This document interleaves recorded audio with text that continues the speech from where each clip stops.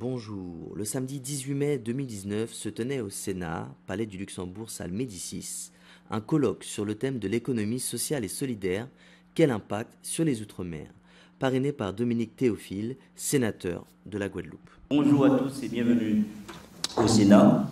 Je salue cette initiative puisque, on le dira au cours de ce colloque, sur la définition de l'économie sociale et solidaire, sur les impacts, sur le cadrage juridique de cela, mais aussi quel impact que ça pourrait avoir sur nos territoires ultramarins. Alors, si l'économie sociale et solidaire a déjà gagné le combat de la, je vais dire, de l'ancrage, en tout cas, des retombées au niveau des politiques, voire l'intérêt, mais elle doit gagner le combat de la vulgarisation. Récemment, en novembre 2018, il y a eu une annonce sur le pacte de croissance de l'économie sociale et solidaire qui a été discuté et qui, je crois, mettra encore les moyens, 350 millions sur ce segment-là. Je remercie aussi, par l'intermédiaire de M. Argis, vos intervenants qui vont, je vais dire, prendre tout le temps et puis pour pouvoir expliquer en fonction des thématiques qui sont arrêtées pour que nous puissions être plus au fait de la situation et que peut-être qu'après, chacun d'entre nous pourra transposer quelques éléments ou quelques exemples sur nos territoires. En tout cas, je vous remercie d'être là et je vous souhaite un bon travail pendant ces 2h30 qui va nous occuper. Merci encore, Monsieur le Président, et merci encore d'être venu.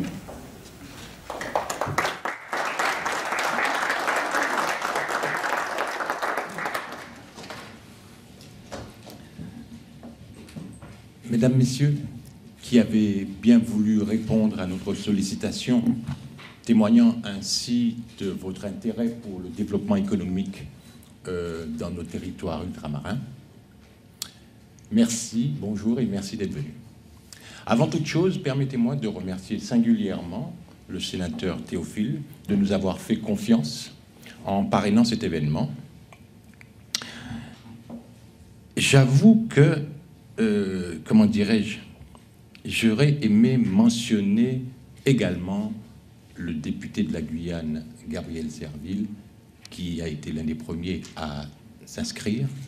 Mentionner également le député Olivier Serfa, Serge Letchimy, Madame Justine Bénin, Monsieur Pierre-Alain Raffin, qui regrette de ne pas être parmi nous, mais nous propose peut-être tout à l'heure de nous passer un petit encouragement par téléphone.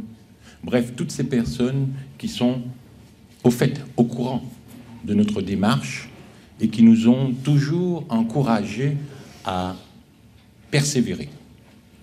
Et leurs encouragements, leurs conseils nous ont amenés ici aujourd'hui et avec vous, nous espérons aller encore plus loin, traverser les océans et aller proposer à nos populations respectives de s'emparer de tous ces outils qui existent dans le cadre de l'économie sociale et solidaire et qui sont malheureusement très peu connus et que nos intervenants tout à l'heure vont se faire un plaisir de développer. L'objectif de ce colloque était d'organiser une réflexion sur les opportunités qu'offre l'ESS dans le contexte spécifique des territoires insulaires des régions européennes ultrapériphériques, c'est-à-dire les RUP, car il s'avère que ce modèle de société coopérative et participative, SCOP, et les sociétés coopératives d'intérêt collectif, SCIC ou SIC, comme on dit, y est peu développé, mais pourrait être susceptible de répondre à certains enjeux propres aux Outre-mer. Donc ce colloque vise donc à évaluer le potentiel de l'ESS en matière de développement durable et les liens qu'elle pourrait tisser entre ces populations et le territoire métropolitain. Différentes vidéos ont été diffusées afin de présenter l'économie sociale et solidaire. L'économie sociale et solidaire, ou plutôt l'ESS, comme nous allons l'appeler maintenant puisque c'est plus rapide à dire, représente 10,3% de l'emploi en France. Il y a 2,3 millions de personnes qui bossent dans une entreprise d'ESS. Et il représente 13,8% de l'emploi privé. Oui, parce que l'ESS, c'est du privé, puisqu'il n'appartient pas à l'État. C'est juste que ce n'est pas du privé lucratif. Sa priorité, ce n'est pas l'argent, ce sont les gens. Une vidéo présentait les particularités de la SIC. Si ton projet est plutôt d'utilité sociale, qu'il s'inscrit dans le développement local comme l'environnement, la culture, les énergies, la santé, il y a la SIC, Société coopérative d'intérêt collectif.